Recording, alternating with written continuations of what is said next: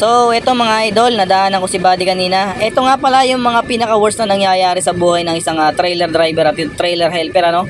Yung maguguhuan ka ng pangarga mga idol, na yung mga produkto na galing ng mga shipyard, guguho, ano? So, kalimitan nangyayari ito mga idol pagka yung mga pangarga mo ay bigas, mga abono o kaya mais. Yan mga idol, sa simento naman medyo madalang naman nangyayari to. Ito yung pinaka-worst na mangyayari pagka minsan pangit yung pagkakamada o kaya yung patali natin medyo maluwag. So hindi natin may iwasan dahil di naman tayo perfecto, So dito mga idol, ang ginagamit namin dito minsan is yung naninigurado kami, dalawa sa unahan at dalawa sa hulihan. Na ginagamit namin dito is binder, So may lubid ng pangapa-ekis-ekis sa likod, may dalawang ekis na, tapos may binder pa kami. So tama rin yung naging desisyon ni Buddy mga idol.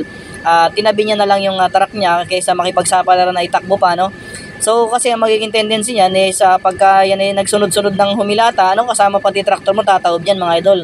Kaya salute pa rin kay Buddy at naisipan niyang itabi agad yung kanyang truck at maghintay na lang ng rescue, mga yagyag na magdidiskarga dyan at ililipat na lang sa ibang bed, So probably nangyayari to sa mga biyahe ng Isabela, mga ganyan, yung mga biyahe ng mais, trigo.